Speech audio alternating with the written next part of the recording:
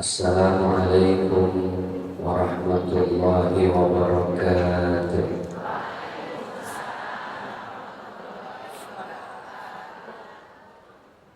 Alhamdulillah, assalatu wassalamu ala rasulillah, la hawla wa la quwwata illa billah. Subhanallah, alhamdulillah, wa la ilaha wallahu akbar, Allahu akbar, walillahil hamd. Sebelum kita ngaji sama-sama di siang hari ini saya mau tanya Bapak Ibu, sebelum berangkat ke sini di rumah tadi sudah makan siang apa belum? Itu resiko masing-masing. Yang sudah makan alhamdulillah, yang belum makan alhamdulillah. Suasana di luar cukup terik, di dalam anginnya sepoi-sepoi. Yang sudah makan perutnya kenyang, yang lapar pun cukup merintih. Kira-kira kondisi seperti siang ini sebenarnya yang enak ngapain? Gimana kalau kita bubar aja dulu? Tapi kita lebih memilih untuk mengkaji ilmunya Allah, duduk bersimpuh. Wa qala Nabi, baginda Rasulullah beliau bersabda, man kharaja fi talabil ilmi fahuwa fi sabilillahi hatta yarji'ah. Jadi ternyata Bapak Ibu yang duduk bersimpuh di sini, ini Allah catat sebagai amal jariah dunia akhir. Tapi sama-sama kita luruskan niat, innamal a'malu. Jujur ini ibu-ibu jauh-jauh dari rumah siang terik datang ke sini, niatnya dari rumah mau ngaji apa mau lihat ustadznya?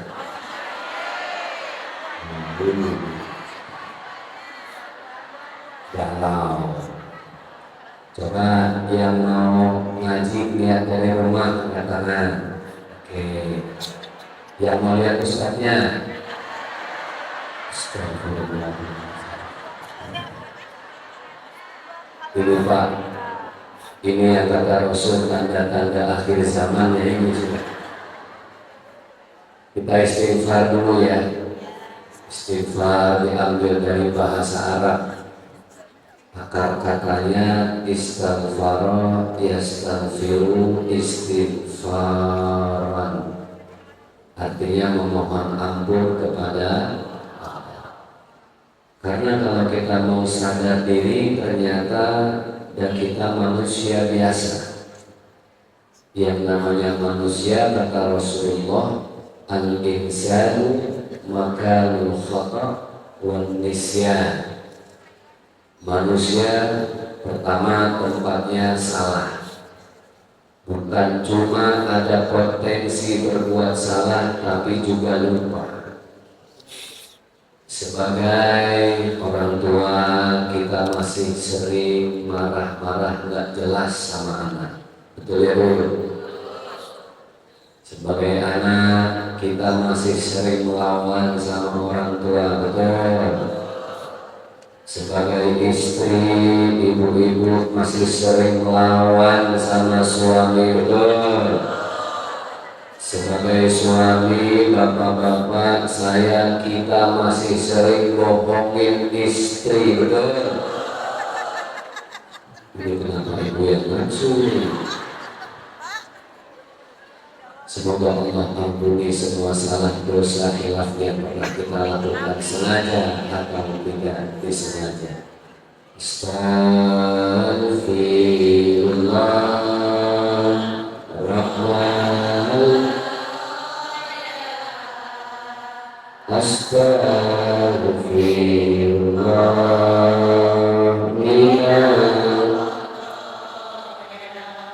lagi Astaghfirullah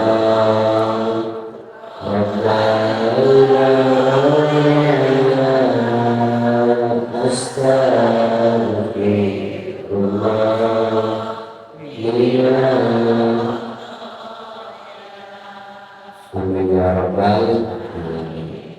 Baik, alhamdulillah di kesempatan yang mulia ini tentunya yang paling awal kami ingin mengajak semua Bapak Ibu untuk sama-sama kita menyampaikan salam hormat, salam takzim, salam memuliakan kepada para alim ulama, para ajudan, para tokoh dan sesepuh masyarakat yang sudah hadir di tempat yang mulia ini.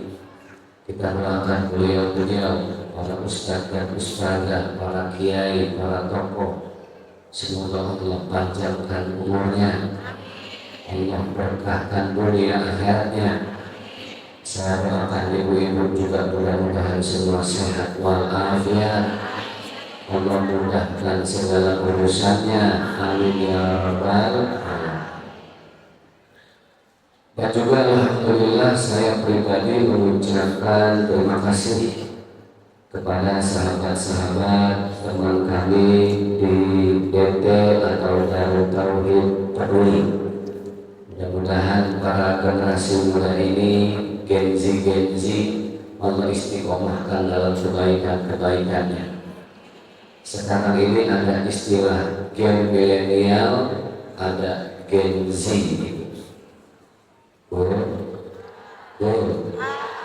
Masih belum?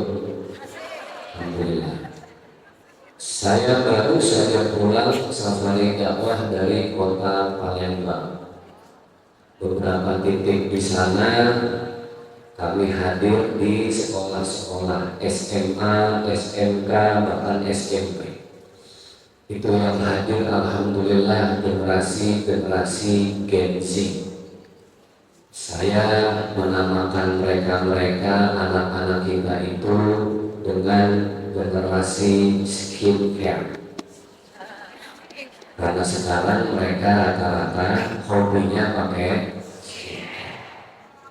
Alhamdulillah pulang dari sana saya bisa hadir di masjid ini, dipertemukan saya dengan generasi fresh care.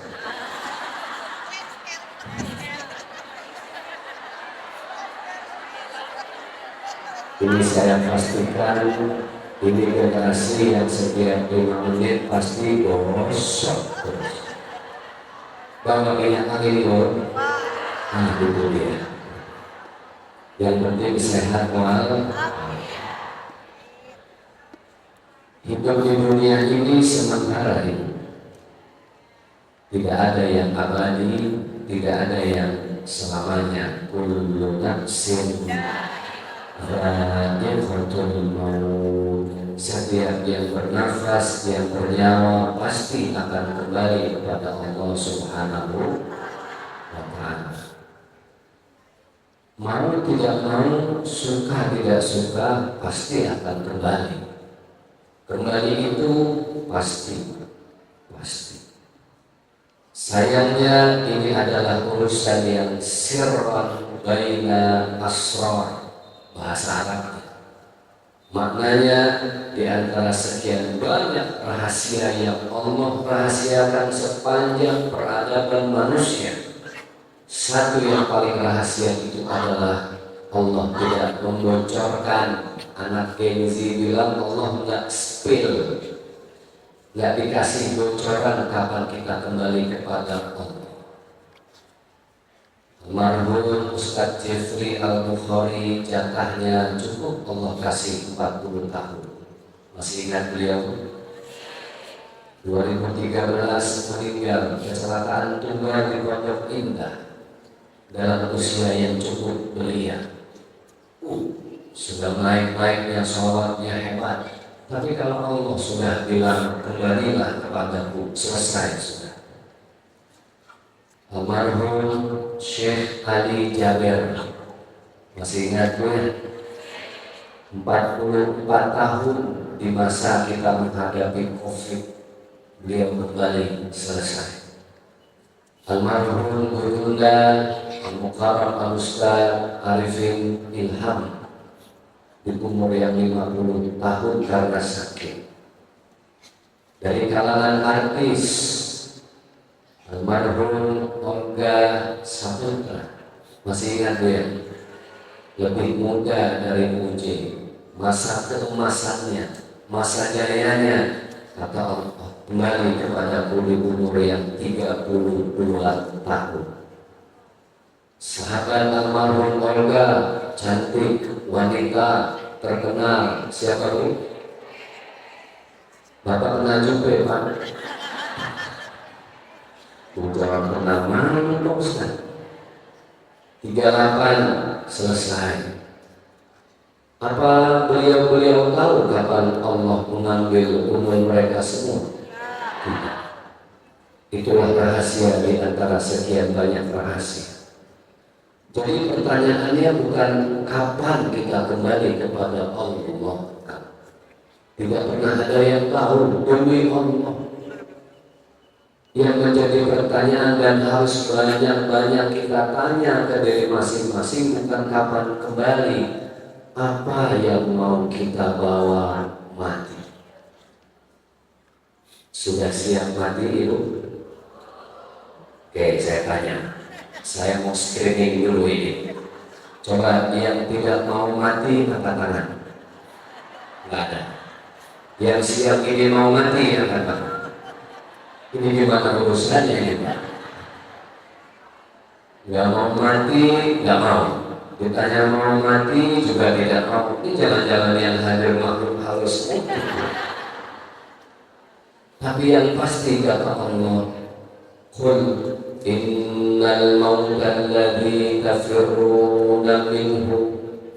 Katakanlah bahwa kematian yang setiap manusia lari darinya, fa innahu mulaqikum, semuanya pasti, dan kematian itu akan menjemput kita masing-masing di waktu, tempat, bulan, tahun yang kita tidak pernah tahu. Sekali lagi, pertanyaannya bukan kapan kita mati, tapi apa yang mau kita bawa. Maka untuk menjadi manusia yang terbaik di mata Allah itu bukan yang paling tinggi jabatannya, bukan yang paling mewah mobilnya, bukan yang paling megah rumahnya, tapi ternyata yang Allah lihat adalah siapa yang paling bermanfaat sepanjang hidupnya. Ketika kita ingin menjadi orang yang bermanfaat, rasa-rasanya kita perlu mengupgrade diri. Ibu-ibu paham upgrade? Hari ini paham upgrade? Meningkatkan diri kita. Nah, untuk meningkatkan diri kita, kita perlu proses menjadi lebih baik. Itu namanya hijrah. Tapi mohon maaf lahir batin akang-akangku semua, teteh zaman sekarang, banyak orang yang merasa sudah berhijrah, akhirnya merasa dirinya paling benar sendiri. Betul ya Bu? Padahal hijrah itu hanya sebuah proses, artinya berpindah. Rasulullah berpindah dari kota Makkah Al-Mukarramah ke kota Madinah Al-Munawwarah. Proses berpindahnya disebut apa Bu? Hijrah. Makanya tahun dalam agama Islam itu disebut tahun Hijriah. Diambil parameternya, patokannya dari tahun hijrahnya baginda Rasulullah SAW, maka tahun dalam Islam disebut dengan tahun Hijriah. Sedangkan yang satunya disebut dengan tahun Miladiyah.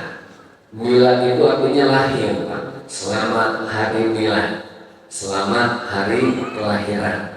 Berarti tahun miladiyah itu patokannya diambil dari kelahirannya Nabi Isa alaihis. Hijrah berpindah, tapi maaf Bu, berpindah itu belum tentu pulang, belum tentu kembali. Yang namanya pindah itu biasanya yang melakukan orang yang kontrak rumah sementara, Pak. Di sini habis hijrah, pindah ke kontrakan yang baru. Kenapa dia belum pulang? Karena belum punya rumah sendiri. Jadi rumusnya, Pak, orang yang hijrah itu belum tentu bertaubat. Karena ternyata tujuan dalam hidup itu satu, taubatan nasuha. Taubat diambil dari bahasa Arab, taba yatubu. Coba sama-sama, Bu. 1, 2, 3. Artinya sama dengan roja'a yarji'u, pulang, kembali ke rumah sendiri, tidak numpang di rumah orang lain. Itu artinya roja'a, taba yatubu. Jadi orang yang berhijrah belum tentu bertobat, tapi orang yang bertobat sudah pasti dia melalui jalan hijrah. PR kita bukan hanya sekedar hijrah, abangku, tetehku, aman, tapi PR kita bagaimana kita menuju satu tujuan yang jelas, yaitu taubatan nasuha. Sayangnya orang yang sudah bertobat tidak bisa dilihat dari casingnya, Pak. Maaf lahir batin, orang yang berhijrah mungkin bisa kita ukur dari penampilannya, Pak. Biasanya secara atribut alhamdulillah lebih baik dan lebih islami. Tapi karena hijrah itu belum bertobat, berapa banyak ibu lihat public figure, mohon maaf lahir batin tidak bermaksud bingung siapapun, yang awalnya sudah berhijrah, tapi karena urusan perut, ekonomi, urusan rumah tangga, bisa sama pasangan hidup, yang tadinya sudah pakai kerudung, lepas lagi nggak kerudungnya. Ini wajah-wajah infotainment semuanya. Jadi yang Allah tunggu bukan hanya sekedar hijrah, yang Allah tunggu taubatan nasuha. Taubat ringan apa berat? Berat. Oke, kita semakin masuk lagi ke dalam tapi sambil santai. Itulah kenapa kita sebagai muslim yang baik jangan ketipu sama casing dan penampilan orang. Sekali lagi, taubat tidak bisa diukur dari penampilannya. Setuju nggak, Bu? So, ibu pilih mana? Minyak onta cap babi atau minyak babi cap onta? Liur. Minyak onta cap babi, minyak babi cap onta. Yang halal yang mana? Minyak onta cap babi, gambarnya doang babi, isinya onta. Minyak onta. Kenapa jadi onta? Jangan pernah mengukur orang lain dari penampilan. Kita sibuk dengan urusan orang lain, tapi belum pernah sibuk dengan urusan diri sendiri. Jadi Pak Ustaz, yuk kita bahas ciri-ciri orang yang sudah bertaubat, yang sudah melampaui banyak jalur hijrah. Dia hijrah dari A ke B, dari B ke C, dia menuju satu titik namanya taubatan nasuha. Ciri orang yang sudah bertaubat gampang, hatinya selalu damai dan tenang. Apa itu? Damai dan tidak ada yang kita bawa kembali kepada Allah kecuali satu perkara. Kata siapa Ustaz? Ada ayatnya. Yauma la yanfa'u malun wala banun. Saat kita kembali kepada Allah, la yanfa'u malun, harta tidak mampu lagi menolong. Betul nggak, Bu? Wala banun, anak laki-laki yang kita banggakan selesai. Saat itulah kita mempertanggungjawabkan amal baik buruk kita masing-masing. Faman ya'mal mithqala dzarratin khairan yara wa man ya'mal mithqala dzarratin syarran yara. Ibu sayang sama suami setengah hati. Yang punya suami ada di sini, yang sudah tidak ada suaminya ada. Janda ada janda. Ada apa banyak? Oke, mana janda angkat tangan?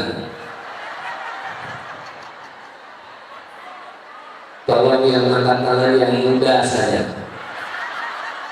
Yang sudah expired, please keep silent.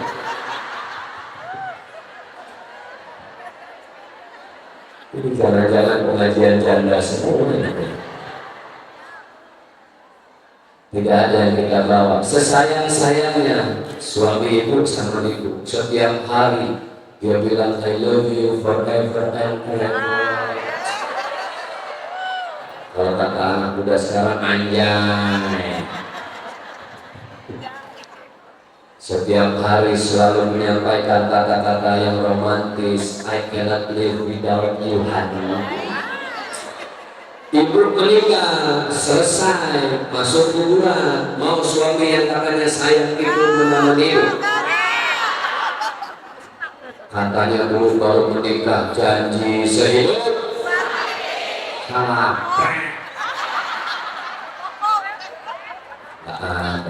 Gak ada sendiri. Itulah hidup. Lalu yang kita bawa apa Ustaz? Dalam ayat tadi harta tidak menolong, anak laki-laki tidak menolong. Lalu apa yang kita bawa sebagai oleh-oleh terindah untuk Allah? Illa man atallaha biqalbin salim. Satu yang kita bawa, hati yang bersih, hati yang damai, hati yang tenang, hati yang selalu ingat dekat akrab kepada sang pemilik hati, Allahu Rabbul Izzati. Itu yang susah. Namanya jalan-jalan, kan kita di dunia jalan-jalan, betul nggak Bu? Pasti pulangnya pengen bawa oleh-oleh, namanya juga jalan-jalan, rekreasi, pengen bawa oleh-oleh. Contoh, setiap tempat punya oleh-oleh yang khas. Ibu-ibu saya ajak jalan-jalan ke Palembang, oleh-olehnya apa? Oh, hafal. Saya ajak jalan-jalan ke Garut, oleh-olehnya apa? Oh, gacor. Saya ajak jalan-jalan ke Sumedang, oleh-olehnya apa? Oh, sampai monyong tahu. Saya diajak jalan-jalan sekarang ke Tasik, oleh-olehnya apa? Nah, ini banyak beda mazhab. Ya, namanya saya tamu ya Bu, ibu bawain apapun saya ikhlas, saya dukung. Baik, ini tadi sudah saya catat yang mau kita ngaji Ibu ya. Alhamdulillah, yang mau kita bahas satu, ciri-ciri di keseharian kita nih. Orang yang hatinya sudah tenang dan damai apa? Kalau kata bahasa TikTok, kata anak-anak Gen Z, orang yang sudah selesai sama dirinya. Satu, orang yang sudah selalu damai, hatinya tenang, tidak pernah pusat, dia tidak sibuk membuktikan apapun pada orang lain. Leres, paham. Dia sudah tidak mau sombong dengan dunia, dia sudah selesai dengan dunia ini. Makanya orang meninggal bahasanya meninggal dunia. Karena seharusnya memang sebelum kita meninggal yang sebenarnya, tinggalkanlah dunia. Oh Pak Ustaz, mobil juga ya? Mobil kalau gitu kita jual, rumah digandeng. Bukan Bu, bukan maksudnya semua harta ibu-ibu tinggalkan, harta yang sudah capek-capek dicari suami sama istri selesai. Bukan, maksudnya apa? Mafi qalbi ghairullah. Di hati tidak boleh ada siapapun dan apapun kecuali Allah. Dia tidak sibuk membuktikan siapa dirinya. Dia sibuk membuktikan siapa dirinya kepada siapa? Kepada Allah. Lewat apa? Lewat sholat 5 waktu. Minimal dia jaga sholat 5 waktunya. Ini sudah cuma 5 waktu, rasanya berat ya Bu. Subuh kesiangan, zuhur kerepotan, asar di perjalanan, maghrib kecapean, isya langganan hafal, termasuk saya. Apa sih yang mau kita buktikan dari diri kita kepada orang lain? Hidup ini hakikatnya cuma dititipi. Kita yang terlalu sering merasa memiliki. Quotes of the day. Yang mau posting boleh itu. Ibu ada Facebook? Bu, ada Facebook. Instagram punya. TikTok juga ada. Astagfirullahaladzim. Ini eksis sekali. Quotes of the day. Hidup ini sejatinya cuma dititipi. Kita yang terlalu sering merasa memiliki. Itulah hidup yang sejati. Ibu kalau dunia taruh di hati, ibu sibuk membuktikan dunia ini punya ibu. Capek, lelah, sombong, angkuh. Padahal jelas dalam Al-Quran apa kata Allah? Wala tamshi fil ardi marha. Hai hamba-hambaku, jangan engkau berjalan di atas bumiku bertantang, bertenteng, merasa engkau yang memiliki dunia. Aku khaliqus samawati wal ardh. Aku yang meninggikan langit tanpa bertiang. Aku yang menghamparkan begitu luas daratan. Aku, kembalilah kepadaku. Kita yang sombong ya, perlu validasi dari orang lain, tetangga, kerabat, sahabat, keluarga. Bahasa kerennya validasi. Maksudnya perlu pengakuan dari orang lain.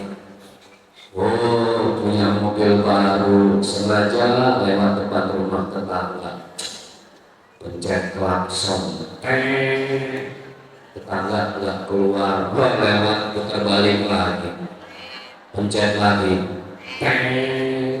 putar balik lagi, tetangganya nggak enak, dia keluar nanya dong sama Bu Haji yang mau mobil baru, Bu Haji, badai ke mana? Aku Bu Haji, ditanya badai ke mana? Orang sombong tuh ngalir lemot nggak nyambung. Ditanya badai ke mana? Jawabnya mobil anyar Bu.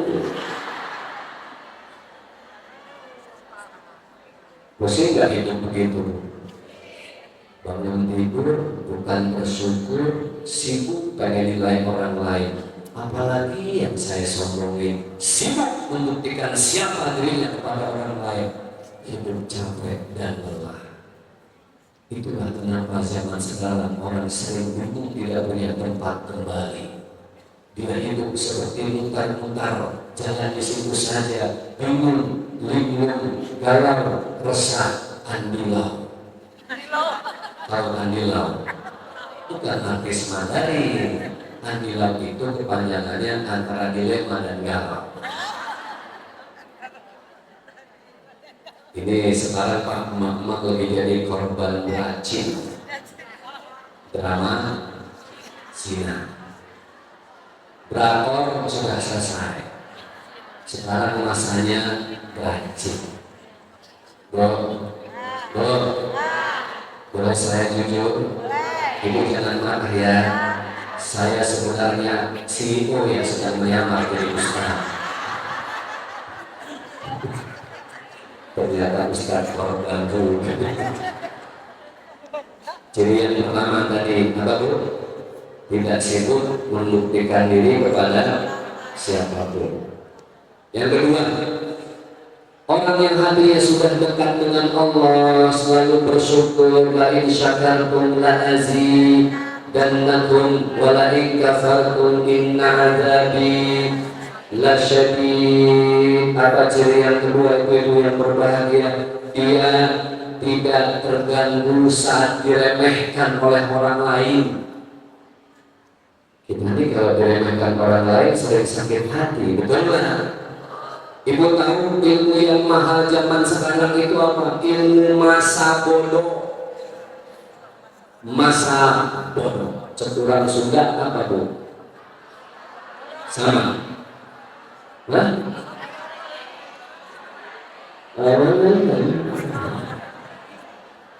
Apa Bu? Terpakui.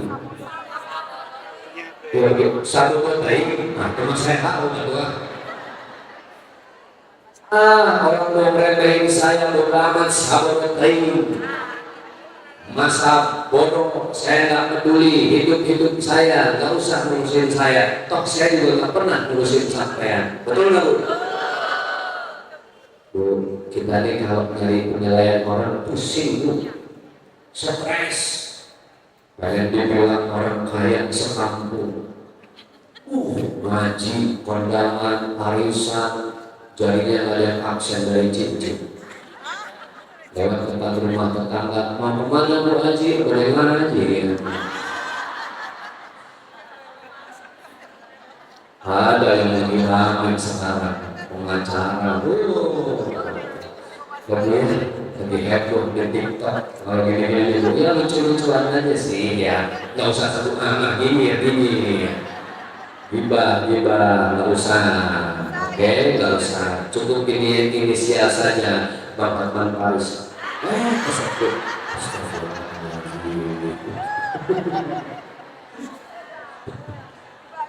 Tapi emang gibah zaman sekarang ini banyak gibah syakti sih. Ngomongin tetangga, tapi kalimat awal dan ujungnya kamu nggak masya Allah deh. Tetangga kita yang itu tuh hartanya banyak, mobil yang baru, katanya sih kalau malam lakinya mepet. Tahu mepet tuh? Kalau malam suami lagi mepet, yang jagain lilit biasanya siapa? Apa nih? Jangan-jangan malam ini ada tugas kayaknya. Jangan sakit hati kalau ibu tidak dianggap oleh orang lain. I don't care about it. Masa bodoh, sebodoh, sibuklah dengan diri sendiri. Apa perlunya penilaian manusia? Ketika kita banyak harta, kita dipuji-puji, ada gula, ada semut. Di mana kita bermateri semua mendekat tanpa peduli, tapi di saat kita kehilangan materi selesai. Tahukah siapa yang paling setia kepada kita? Allah Rabbul Izzah. Tidak ada yang lain. Ibu lihat, semakin tua, ibu semakin gemeteran. Kata orang Jakarta, gemeteran. Cepuran Sunda apa? Robot ini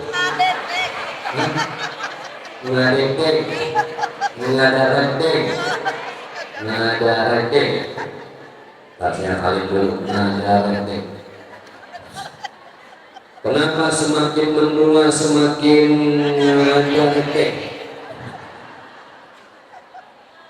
Semakin gemeteran, lihat berat, semakin senja, semakin berusia, semakin lansia, tidak kuat memegang apapun bersifat materi.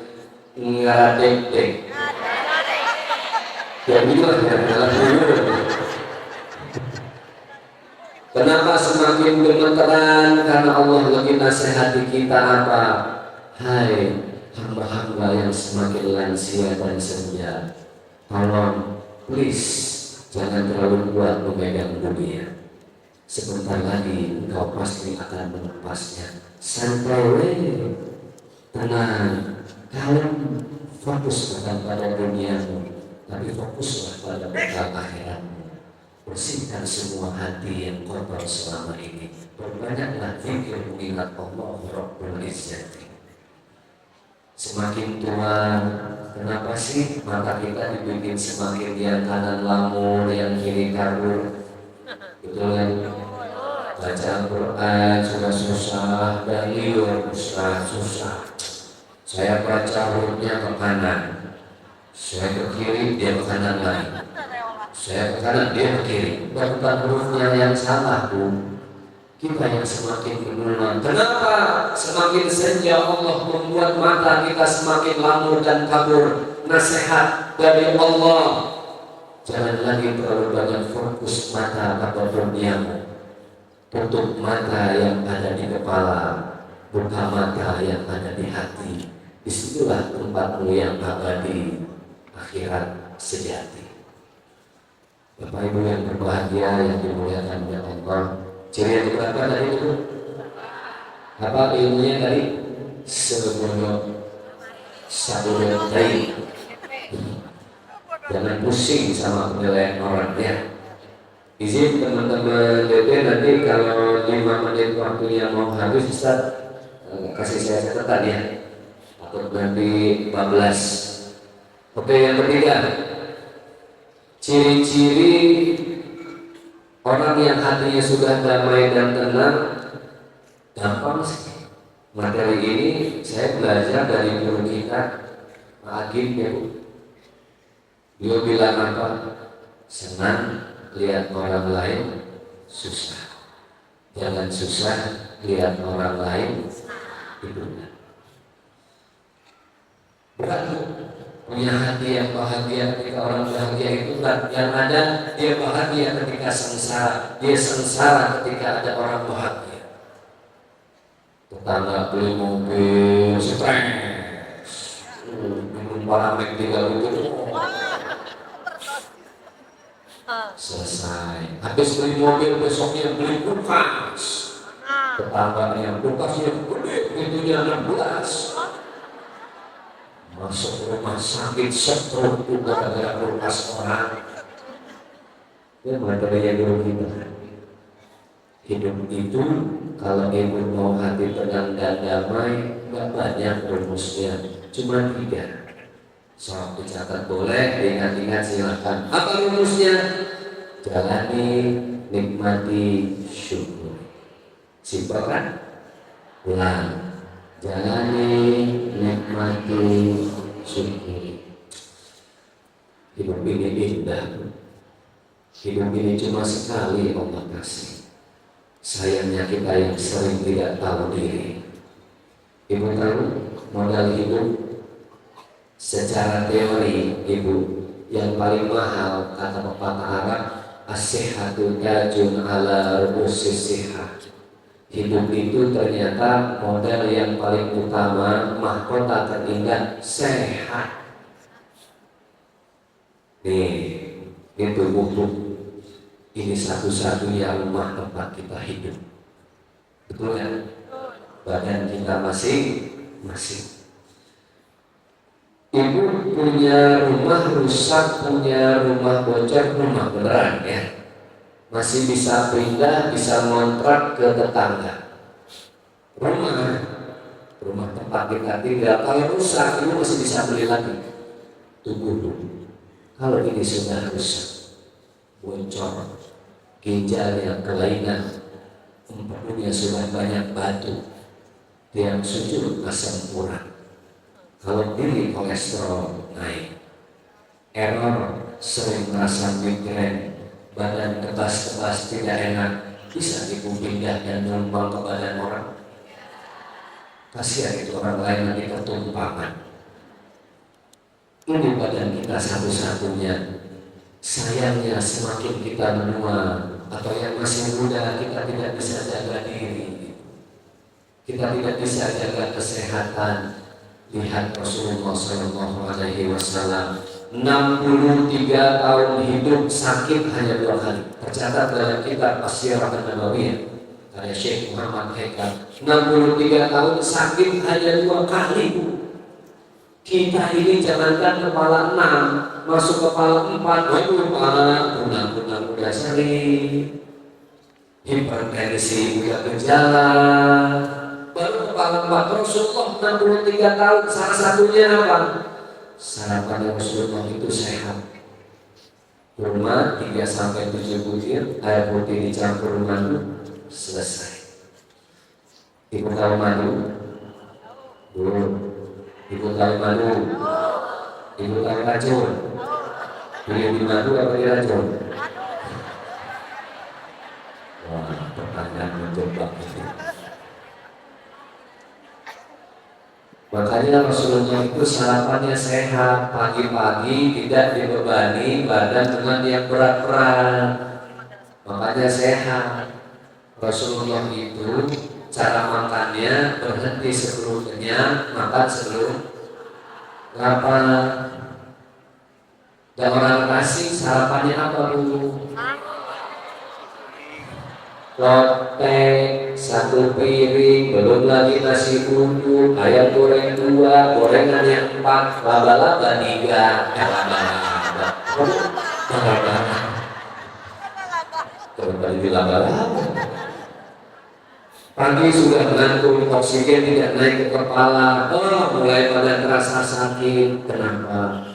Ternyata Islam bukan hanya mengajarkan kita cara ibadah yang benar, tapi Islam mengajarkan kita untuk banyak belajar bagaimana menjaga tubuh yang sehat.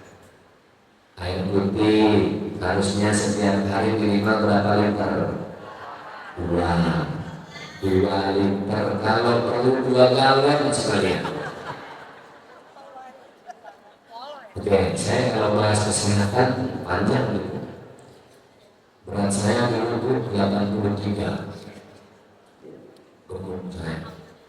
Kalau ceramah malam nih, saya dulu kalau malam sebelum ceramah pecel ayam masih utuh tambah pecel ayam 2, lele 1, mantap, jos.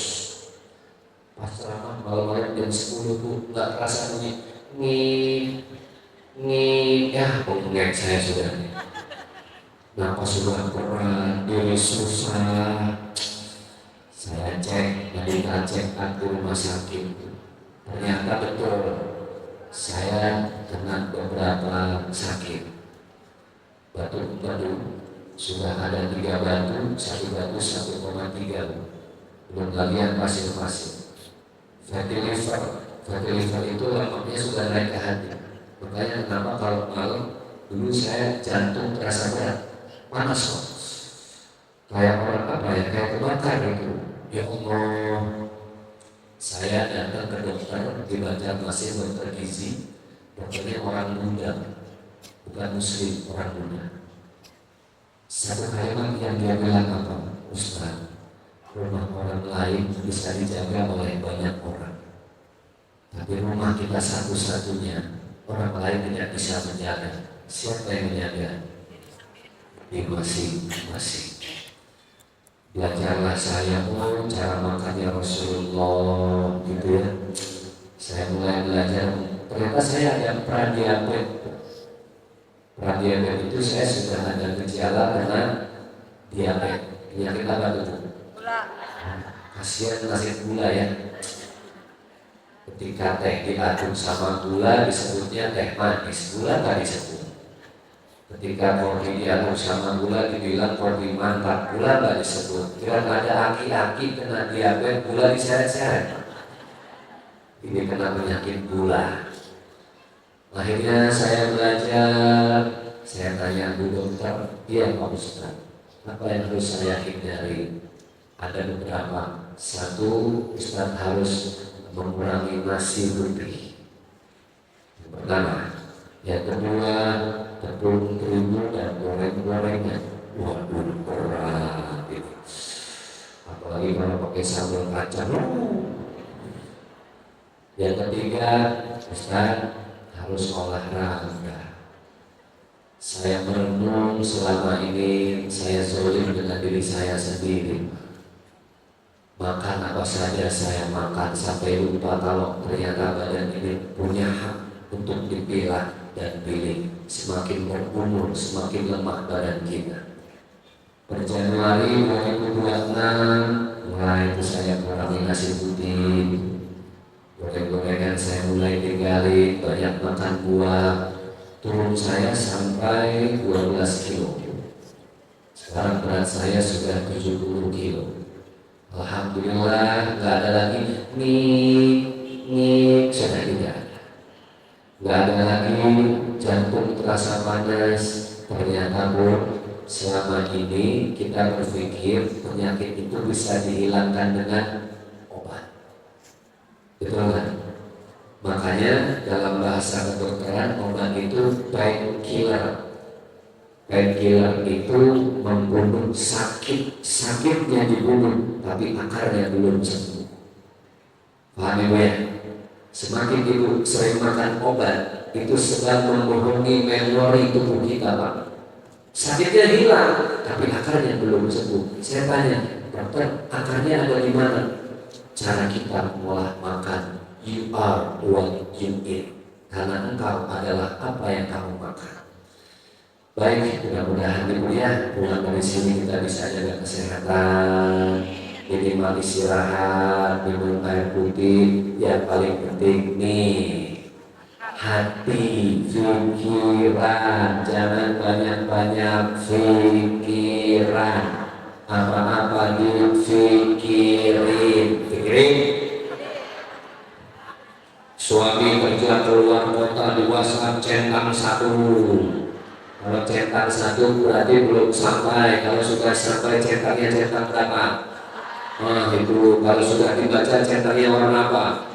Paham. Jangan sering-sering overthinking bu sama diri sendiri dan orang lain. Nikmati saja. Suami pulang kerja dari luar kota, ibu emosi, marah, ayah dari mana kemarin? Oh, makan sama siapa? Sebelah siapa? Berarti ibu terlalu cinta sama suami sampai suami masuk ke dalam hati ibu. Bucin alias budak cinta. Sekarang gini, saya salut sama wanita, para istrinya hebat. Kenapa? Kalau suami meninggal, istri pasti menangis, keluar air mata, betul nggak bu? Air mata wanita itu air mata bidadari. Buktinya banyak yang menjanda tidak hanya setahun 2 tahun, puluhan tahun di PDKT. Tahu di PDKT dideketin sama tetangganya, CLBK kan CLBK celepok. Udah deh, kamu akan aja, nggak bisa, aku belum bisa move on dari ayam beb aku. Menjanda ulama puluhan tahun. Laki-laki kalau istrinya mati, wafat, nangis dia, keluar air mata pasti. Yakinlah air mata laki-laki air mata. Buaya. Kasihan nasib buaya. Ibu tahu kenapa laki-laki dibilang buaya darat? Sebenarnya gini bu, saya tanya, kenapa ya kalau di Jakarta orang Betawi ngebesan, ada yang merit, ada yang nikah, pasti yang dibawa roti apa? Ada orang nikah bawa roti bulan. Ternyata buaya binatang yang paling setia di dunia. Satu, serigala. Serigala itu sama, dia setia. Di musim kawin dia hanya mencari betinanya saja satu-satunya. Tapi betinanya ketika mati dia tidak mau lagi mencari betina yang lain. Buaya binatang paling setia selama tidak naik ke darat.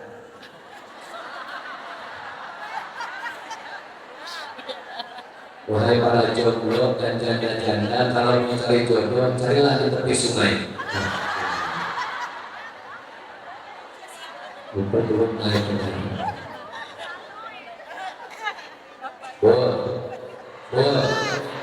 Coba kita tes hati kita. Saya tanya, ibu pilih mana? Jujur, pilih mana? Ibu pilih mana di antara dua pilihan yang harus ibu pilih? Ibu pilih suami poligami apa suami mati? Ulang. Ibu pilih mana, suami poligami apa suami mati?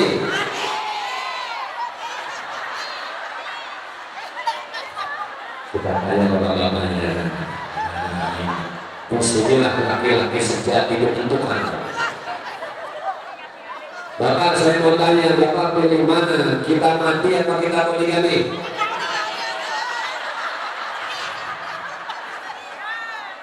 Yang jawab, Ustaz, kita poligami, pasti nggak bawa istri. Oh, bawa mantap, keren. Begitulah bu.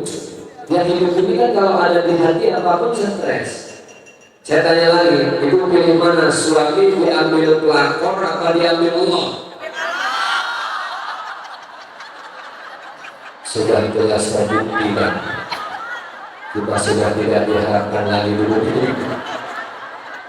Kalau nggak besok beli kain kafan kenapa? Makanya saya bu, ya namanya wanita, ternyata sekolah dan kuliah yang tidak ada selesai dan wisada wisudanya. Sekali lagi, sekolah yang tidak ada selesai dan wisudanya itu sekolah rumah tangga. Betul kan? nggak pernah bisa lepas dari masalahnya kecil-kecil yang sampai besar-besar. Maka materi ini yang terpenting itu rumah tangga menurut saya. Hati damai, tenang, gak usah emosian, santai. Terutama kita laki-laki, para suami. Pak, makhluk yang di belakang ini, Pak. Oh, ini kan makhluk kan yang diciptakan artinya. Ternyata Allah ciptakan makhluk di belakang ini, Pak. Ini kan ras terkuat di atas bumi. Jangan coba macam-macam dengan makhluk yang di belakang sana. Selesai dan kiamat kubro, saudara. Ibu lihat kajian Dr. Aisyah Dahlatul Rabusewi. Ternyata salah, Pak, kalau kita menghadapi istri dengan emosi. Demi Allah salah. Sudah setelah pabriknya seperti itu. Makanya saya baru bilang dalam surat Ar-Rum ayat 21. Min ayatihi an khalaqalakum min anfusikum azwaja, berpasang-pasangan, lintasqulu ilaiha, supaya merasa kenal satu dengan yang lainnya. Ternyata buat tenang itu punya rumus. Dunia ada rumusnya. Contoh rumus dunia, duit bukan segalanya, tapi segalanya harus pakai. Itu rumus. Cari nafkah, mencari nafkah, duit harus, tapi duit jangan letakkan di hati. Stres yang ada diperbudak sama duit dan materi. Fisika ada rumusnya, matematika ada rumusnya. 1 tambah 1 2, 2 tambah 2 4, 6 dibagi 2 3, 10 bagi 2 5, rumus. Kimia ada rumusnya, rumah tangga ada rumusnya. Salah satu rumusnya, ibu harus paham. Tolong dimengerti, kami laki-laki fitrahnya suka dengan wanita. Perempuan itu fitrah. PR-nya bukan ibu terus merongrong posesif, terlalu memiliki suami, kemana-mana nggak boleh dicurigai. Kembalikan ke diri masing-masing. Apa yang bisa membuat suami saya kok nggak betah di rumah? Mungkin selama ini skincare-nya kurang oke. Betul nggak? Perawatannya kurang mantap. Tapi betul, jangan cuma ingin istri cantik. Cantik itu perlu. Kata bapak gua kena lagi. Kan tadi bukan segalanya, segalanya harus pakai. Itulah namanya belajar dan tahu rumus masing-masing. Laki-laki fitrahnya suka dengan perempuan, Pak, ini rumusnya, Pak. Perempuan fitrahnya biasa saja dengan laki-laki, tapi perempuan sangat suka dengan perhiasan. Itu pasti. Makanya laki-laki dijadikan sama Allah di surga beda dari surga.